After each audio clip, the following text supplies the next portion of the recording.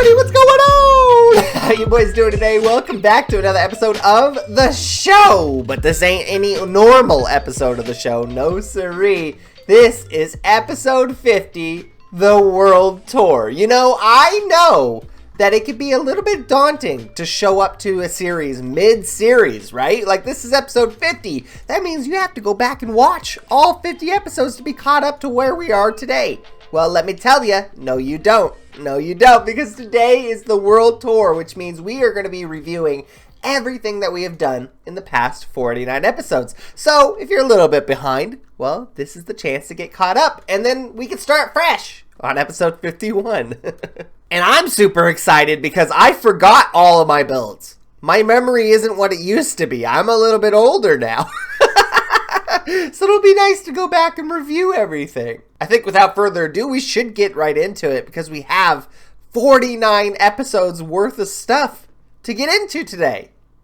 So anyway, welcome to the show. Welcome to my world. And welcome to Natural Spawn. This is where we first spawned in and spent the first couple days doing a little bit of exploring off in each and every single direction. But as soon as we spawned in, I loved the vibe of this, okay? We're in a cool looking valley with mountains all around us. Heck yeah, sign me up. I had an idea in my head for this, like, overgrown with long grass blades and flowers and like a Honey I Shrunk Our Kid Honey I Shrunk Ourselves kind of vibe in this whole entire valley, but we never really got to it. And that's because we found something better off in this direction. The place we built, our home, the town you love. We'll get to that here in a little bit. But you can see there's a little bit of remnants of life, right? Like we started making a farm over here. We set up shelter up in this natural formed cave. It doesn't look like a lot. We haven't done a whole lot here. I do plan on coming back here one day and making this place like actually really cool. But we have like a bedroom, you know, an enchantment room. We moved the enchantment table over to our city. We have this used to be our storage room. And then off here in the back, we have our mine shaft and our portal. Nothing too fancy. Nothing too fancy at all. But we spent a lot of time on the city, so we kind of neglected this part. But I wanted to show you Natural Spawn because, you know, this is the start of every world. We started here. This is like almost 1 year ago today. We spawned in right about here in this waterfall. And we said, yep, this is going to be home. So I wanted to show you guys this. Not this. Not this. Honestly, this is something I didn't have to show you. This is the makeshift train station that'll get us over to our town. I made this because I was scared that if I died and one of my beds were obstructed, I would spawn back over here at spawn, and then I would have to travel about 500 blocks in that direction without an elytra. So I made this train station to get us over from point A to point B super, super fast. Maybe not the fastest, but I mean, it's faster than walking, right? But we are on our way to the city of Kratos. As you can see, the sign right here on this mountain, this man-made mountain, by the way, is beautiful. But we are about to head to the city of Kratos. This is the whole entire thing is what I've been working on for the past year. I wanted to make a city that doesn't confine to any sort of building style, right? If I wanted to make a realistic build, I could make a realistic build. If I wanted to make a fantasy style build, I could make a fantasy style build. And that is 100% what I went for in my city. It's kind of hard to see because the render distance is a little bit crap right now. But you can start to see the city kind of come into view here. It's going to be colorful, boys. It is so colorful. I used all sorts of different concrete to give it a very rainbowistic type of vibe. And you will see that as soon as we get into the epicenter, the center of the build, I don't know, the town. Well, I'll show you. But here we are, the Kratos train station. It's nothing too fancy, but it's a simple system, right? I press this button, the minecart comes. If I get on, it goes back towards spawn, but if I don't, it just gets put back into the system. So I made this thing to connect me to spawn, but I wanted this to be one of the main entrances into the island, okay? See, the entire city of Kratos is built on basically two icebergs. There's one iceberg in the middle of the island and one iceberg to the left side of the screen right now, and I basically combined both of these icebergs together to form one big city. Around the outside, the perimeter of the whole entire city, there is a racetrack where I race foxes that are chasing a chicken on a minecart. And we kind of have like these, I want to have like an annual racing event where we see which fox beats which fox. But this is the whole entire city, and there's only two official ways to get on the island, right? The train track that you saw at the beginning, and this zip line thing that you're seeing right now. This is like a ski lift thing that gets you to the main part of the mainland, and then there's actually like a little town off to the side here. But this is the city of Kratos. There's a lot of main features to look at here. One being the snowflake in the middle of the island. That is one of the first features of the island, and what I like to think as the main symbol of the island. The second things are the large ice arches that go throughout the island from the main platform off to the little bitty islands off to the side. And I absolutely love how everything came together. But you can kind of see that this island has like a whole different kind of vibe. It's not really based off of realism, but there's a lot of fun, there's a lot of color, and there's a lot of crazy cool nooks and crannies to look into. So let's go ahead and get into the nooks and crannies and see what there is to see. So walking out of this train station, I gotta tell you, is a big work in progress thing happening here. We don't even have a path from the train station up to the main like sidewalk or platform area. So we're going to do a little bit of work on this, but you're automatically greeted with the iceberg biome that I love so much. We got some trees here. We got some dead coral acting as like a grass type material to give this whole entire blue a little bit more texture, right? But then you have these floating platforms that take you place to place. So if you walk along these platforms, you're going to go two different ways. One way, you're going to go over to the Podzil biome that I made over there, and then the other way, you're going to go over to my house. But first, I want to show you this. Immediately, as soon as you walk out, you see this yellow building that says hotel! Exclamation mark. And that's because this is where people are going to stay when they first come into the city, right? There is a hotel hidden under the water. You can see it right here as we do a little bit of a flyer maneuver in here. There is an underwater hotel that has various floors that people could stay in. You can see Mr. Enderman has already taken up residence on the second floor here. And then on the very bottom is kind of like a penthouse suite. And if I go into the mouth of this work-in-progress hotel, you're greeted with a lobby on the top floor and two elevators that go down to each and every single floor. So, for example, if I come out here, boom, I see this whole entire view. And if I go down to the bottom, once again, I have to mention that this is a work-in-progress build.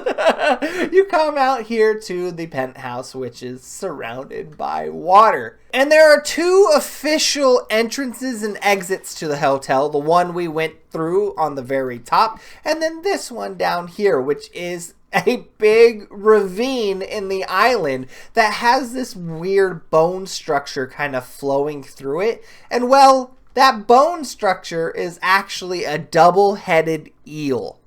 I know, I'm crazy. I understand this. But the double-headed eel actually got frozen in the ravine, getting it stuck, right? And that is why it's dead. You can see it kind of caressing the outside of this underwater hotel here. It's actually one of the main features for this room right here. If I were to stay in this room, you could see the double-headed eel coming through here. But I did say double-headed eel, didn't I? That was actually hard to say.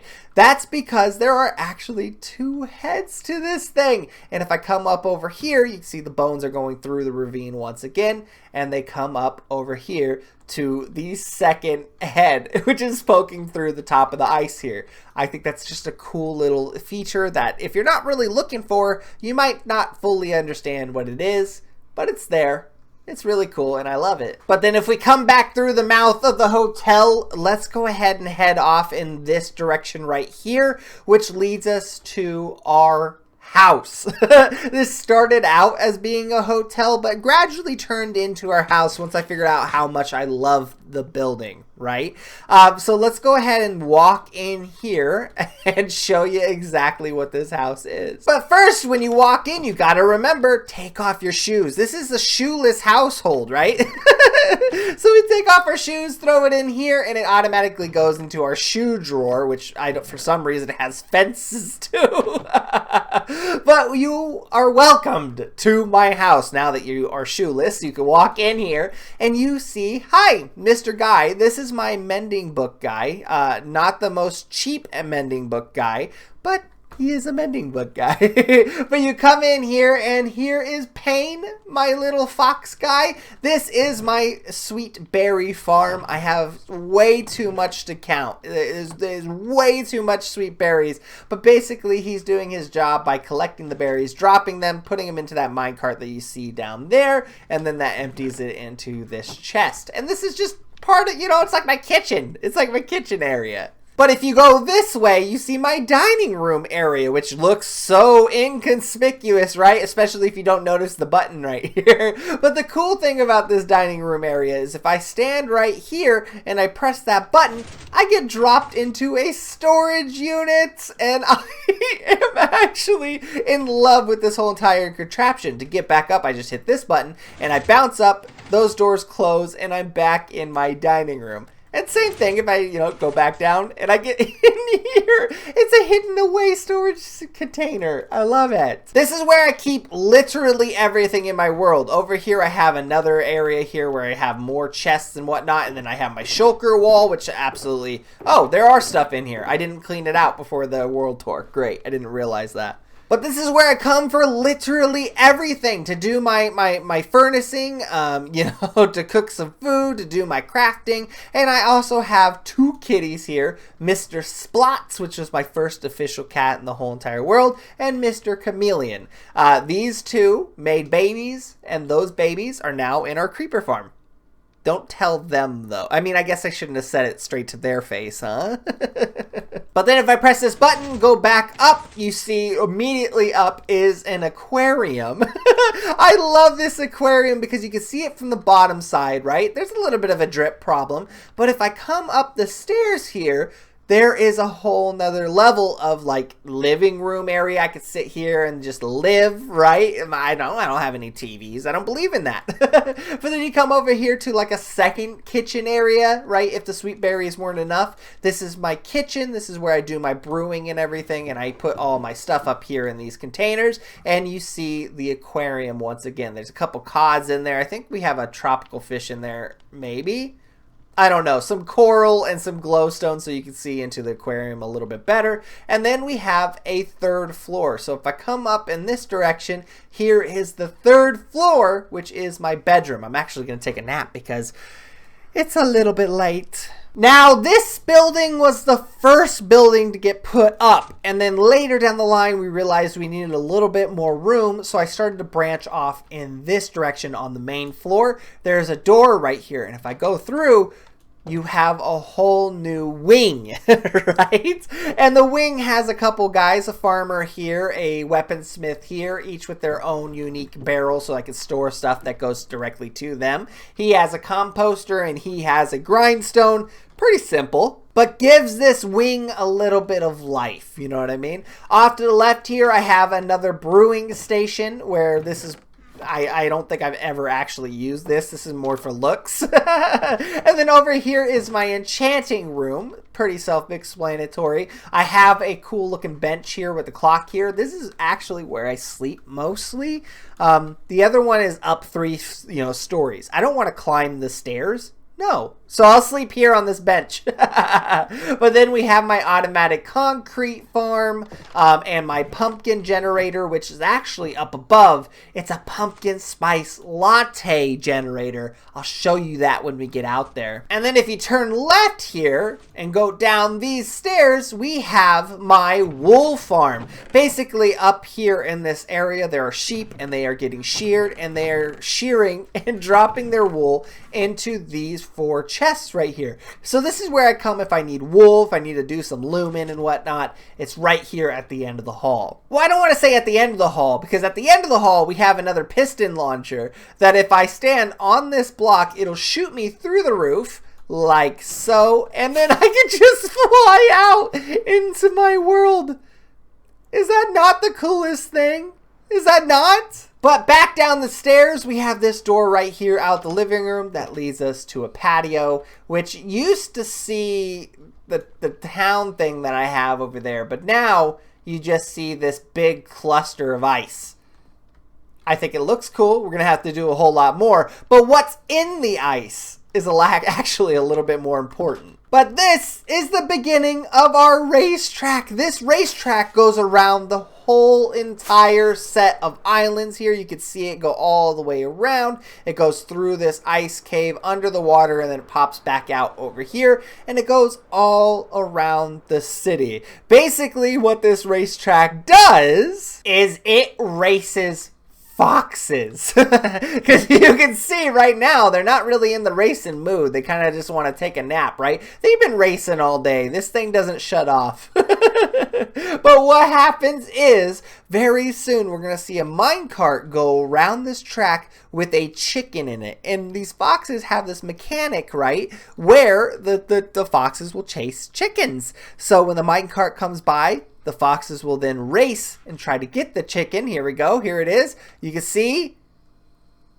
Oh, there it goes. Okay, that one didn't really care as much, but the other one is off and away. It's not really a race if you don't chase there, buddy. But this is the start and the finish line to the track right here in front of the house. And if we do a quick tour here, you can see we go through this ice cave biome, through this little area, which is where the ski lift actually goes through. We'll get to what the ski lift goes to here in a second. And then it drops down into the underwater section of the build. You see out this cave mouth. And then it drops into this underwater section. And there is this really cool castle build on the outside underneath. This world tour is going to be a little bit all over the place. I've never done a world tour, and I don't really know what to show off first. But here is the castle in the middle of the track. The track loops around it. You can see the whole entire front of the castle side, and then it comes right back up and out right here. The track then goes up and through this yellow building over here, which I think is super cool because this yellow building actually has our map room in it. This is all the area that we have seen in this whole entire world. I don't want to go too much further than this because there's a lot of updates coming our way. and I don't want to explore too much of the world. But you can see our home is right here on this little iceberg biome. It looks little, but it is massive. We actually have done a whole lot of exploring here. But let's continue on with the track, okay? So the track goes through this way. Oh, we're chasing a fox now. Hi, buddy. Who is this? This is Don't Fox With Me. He's one of my favorite foxes. But then it goes through here, down this path, and around to this straightaway, around the train station, and back to where it all started. Though this track doesn't really have too much of like an actual purpose, it surrounds our whole base and kind of acts as like a perimeter wall, which I absolutely love, and it adds a little bit of life to the build, which is, it's great. It's great. But I think we should probably move on because there's so much more to see. So coming out of our house and going left along this elevated platform, we have a nice little lake here. I'm thinking about doing like a nice little picnic area or something around here to give it a little bit more life. Some trees on the top here. I think that would look super cool. But then you come over here where there's 2 more routes. There's one route right here that brings you to the ski lift. And then this ski lift takes you on over to the main island, right? Like, so spawn is over in this direction past that tower. It's over in this direction. So the ski lift essentially would be one of the main ways to get onto the island, right? But since I'm out here, I think I should probably show you this. Yeah, I think so. This is my Crossbow speed course. Like I said, I made this world when 1.14 first came out, so I wanted to test all the mechanics, and one of the things I wanted to test was crossbows. So you can see I have these bells set up ever so often. One here, there's one down this way. You can see them kind of spread out, right? And so what I did is I put this chest right here with 10 crossbows. 10 crossbows, 10 bells. And you would run through this course and shoot the crossbows at the bells. You can see there's one here in this house. You go down into this cave system. You shoot that one right there. You come up. You come over here, shoot this bell. It's this whole course that's supposed to act as a speed run. So one, you wanted to see how fast you can go through here and shoot all of the bells. And you wanted to see how many bells you shoot, right? Because they're crossbows. You only get one bolt, right? So how fast can you shoot them? And how accurate can you shoot them? That's the question. So you jump out of the tower here. You shoot the bell. You come up here. You shoot this bell. And that was the last one. You jump over the well here. And you hit the finish line. And you record your times. Right now, the best time is 52 seconds. But I missed a bell. I only got 5 bells before I got 6 bells. So which time do you think is better? I don't really know. I mean, I'm leaning towards this one, I'll be honest with you. But while we're over here, we might as well show you the hidden gem that we made a couple episodes ago. It's right over here past the speed crossbow course. You can kind of see some bamboo coming through here, and it's the spooky Halloween area. You know, I didn't want to make a pumpkin. I didn't want to do anything crazy. I wanted to make a really scary forest. So that's 100% what we did right here.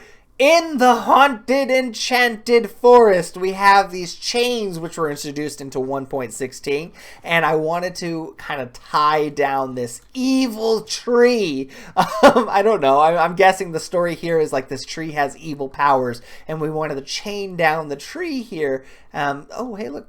Wandering villager in my Halloween area. And then there's some remnants of life. Like, we don't know exactly what's going on here, but like it looks like maybe a portal or something, or some runes. It looks like there's some ritual areas and blue flames everywhere. So it kind of gives off this super spooky and scary Halloween vibe. I think this looks beautiful. I love this. This is probably one of my favorite builds. It's small.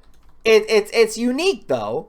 But it's probably one of my favorites. So that may have been a weird tangent, but I wanted to show you that because that's where this ski lift goes, right? That's the whole point of that ski lift, is to act like as a main point of transportation to and from the island, right? But if we go the other way from this fork, we are greeted with a hot cocoa shop. You can see these, they're hot cocoa, they're ready to go. It's so hot, it's boiling, right? And you can see the smoke particle effects coming out of each coffee mug. There's even one back here. Yep, you can see the smoke coming out of the coffee. And that's easy. You just put a fireplace underneath one of these trap doors and you put a clay pot on top, but it looks like a hot cocoa place. I wanted this to feel like a warm and cozy area, right? The whole area is cold. This is ice. This is an iceberg biome. It snows here, so we wanted this nice cozy area to come chill. We have a cool looking map that isn't updated yet,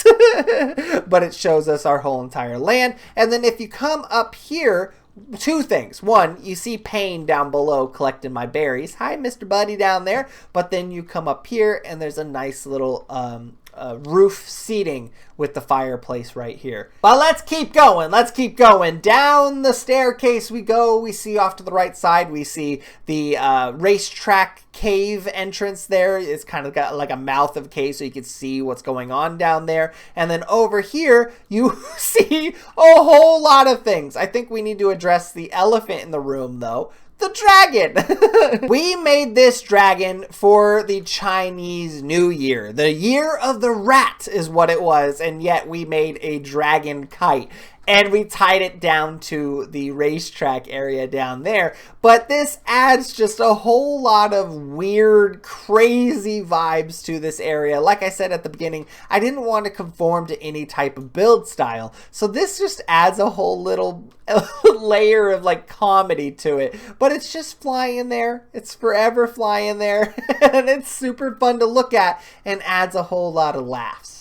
The second thing is Mr. Fygar there. I love Dig Dug. My whole entire childhood was playing video games, right? So when Dig Dug came out, well, I don't think I was around when Dig Dug came out, but I love Dig Dug and I love playing it with my family. And this character just fits so perfectly. So there's Mr. Fygar. He's beautiful, isn't he? I put him on top of the roof, on top of the yellow building. We're going to get over there to that section here in a minute. But if we keep on going along this path, you see we are in the main valley. There's a bunch of ice arches all around, some big ones, some small ones, and it kind of feels a little bit immersive. And then immediately here to the left we have the bamboo area, okay? This is actually really cool. So you remember down here in my storage area how I have smokers, furnaces, and blast furnaces right here in this line, right? Well, they are always stocked with bamboo because behind this wall is a bamboo distribution line. And that all stems from the main bamboo distribution center right here. So this is the bamboo distribution center, which is the hub of the bamboo. And we got some bamboo facts right here on this wall. But if I build up, let's just use some packed ice here. If I build up, you can see automatically, you can see that bamboo is getting ripped off of there and then dropped onto the dirt below. And then what's under there, ooh, don't have a silk touch pick. What's under that dirt is a mine cart that comes through, picks up all the bamboo and drops it down here to the bamboo distribution center. So we have various lines that go out. This one doesn't have an exit yet, but there's an exit that goes out this way and an exit that goes out this way. And where these go, they basically fill up every furnace in the whole entire world. I don't want to toot my own horn here, but I will never need coal ever again just because of this bamboo distribution center. I think that's pretty dang cool. But we need to keep going. We need to keep going. There's so much more to see. Out here you have the marketplace. Little igloos all around. You can see igloo, igloo, igloo. There's a couple igloos over there. But basically this valley is a circle. And around the circle, you see the circle right here. Around the circle are the igloos. And each igloo sells something different and unique. There's some flag banners and whatnot that goes around. And it just gives a whole lot of color and life to this valley area, which is just on ice. Like any of these igloos could fall through the ice at any given time. Is that not scary? There are just so many nooks and crannies to this area, right? Like up here, I almost missed this. I almost missed this entirely. This is my Starbucks cup. Remember earlier when we were going through the house, I showed you that there was a pumpkin farm in there? There was just a room with a chest full of pumpkins. Well, inside this pumpkin spice latte cup, I love pumpkin spice, so I had to put it in this world. Inside this pumpkin spice latte cup is a pumpkin farm. It's an automatic farm. It doesn't give me a lot of pumpkins, but I don't think I'm ever going to need like a ton of pumpkins. So that is getting siphoned down through the pumpkin spice latte cup down into my pumpkin area. And I have this kind of running theme in my world where whenever you see like one of these water wells or whatever on top of a building, that's filled with pumpkin spice latte, not water. I know, I'm a basic bee. I'm sorry. Another thing in this valley that I kind of been walking over and haven't even been talking about is this guy right here. And it might not look like a whole lot and it might look a little bit out of place. But what it actually is if I go down into this little lake, you see the track here. there is the underwater castle here, which I spent a lot of time on, believe it or not. I made this really cool prismarine underwater castle with another, like, outdoorsy, is it outdoorsy underwater? I don't know, outdoorsy area that is another, essentially a little courtyard with a lot of coral and gives it a little bit of color. But I think this whole entire castle just gives the track so much, like, to look at. You know, if this wasn't here, it'd be very empty. And then when you're going through the track, it would just look empty and lifeless. So this adds a whole lot of personality and life to this little area. There's Mr. Chicken. No foxes? No foxes. But let's move on to this spot over here. If we keep on going down the path, we just went in a full circle around this first iceberg over here into a new, what it looks like to be a new biome. I actually made this handmade, so this wasn't here originally. I made this whole entire biome to look like a podzol biome. And let's see if we get an aerial view here, because there's a lot to look at here. Right here, when we came out of the underwater hotel, we came into this ravine and saw the double-headed eel. Well, the ravine runs through this whole entire podzol biome all the way up over here under an arch and then up here, right? So if I go down, I thought I heard something scary. If I go down this way, it goes down into the ravine. Eventually, I'm going to put shops and stuff down there. Right now, it's just kind of bare and nasty, but that's where that comes out, right? So now we are in this, like, wooded area full of custom-made trees, some foliage. We even have some mossy boulders every once in a while, and underneath these carpets are actually lights. So we don't really get a whole lot of mobs up here. Do we get mobs? Yes. Endermen are a big issue, but we don't get a whole lot. On the other side of this little biome here, we have the racetrack is going to be prevalent throughout the whole entire build. You're going to see a little bit of the racetrack everywhere we go.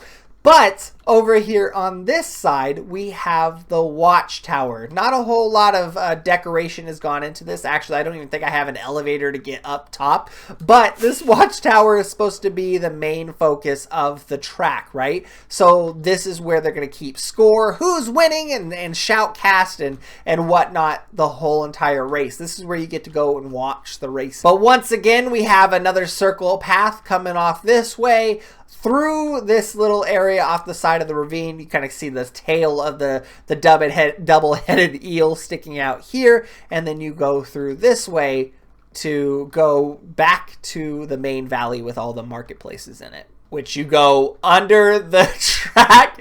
Not the most beautiful way to go under a track, but hey, you go under a track around this side, and then you come over here to an achievement room. This is where I keep all of my achievements, right? We have an armor stand that keeps all of my armor. I'm a little bit naked right now, so maybe I'll put on my boots, right? Maybe I'll put on my pants and I'll put on my helmet. Now I'm fully clothed, but I don't want this to be here. It doesn't seem too safe, so I'm going to press that button. That armor stand is going to sink through the floor and get sent back.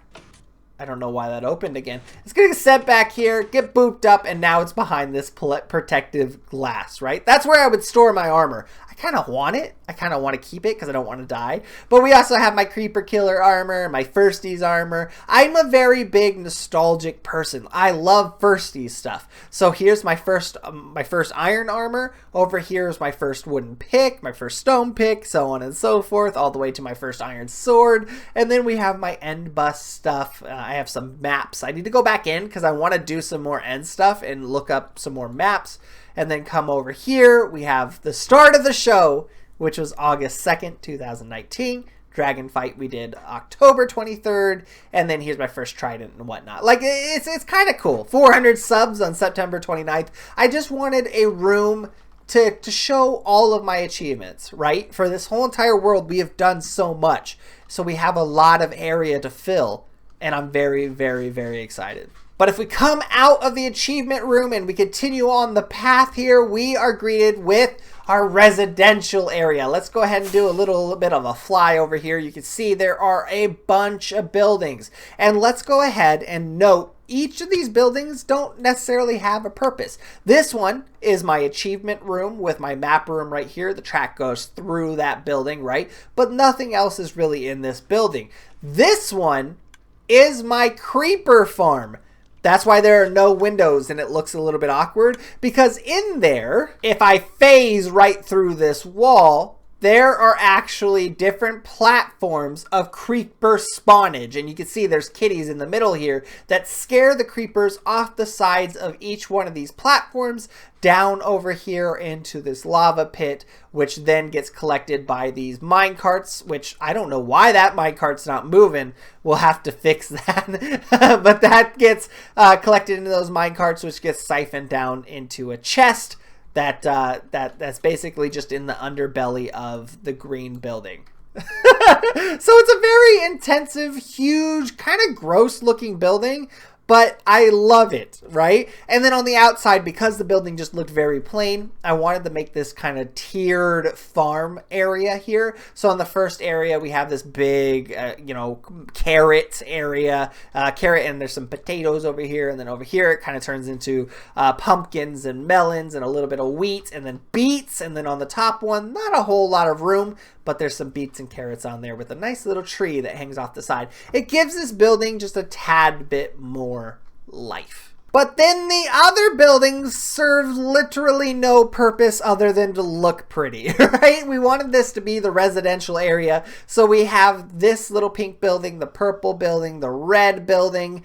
and then this yellow building in the back that literally don't do anything other than look cool and fill in this valley a little bit. There's a little path that goes all the way through up here and into each building. So eventually, I mean, they have the capability of putting stuff in there, but I just don't know what I want to put in there. I don't know what would fit because these buildings are really small. Like, look at this one. This building right here is actually just a 2x1.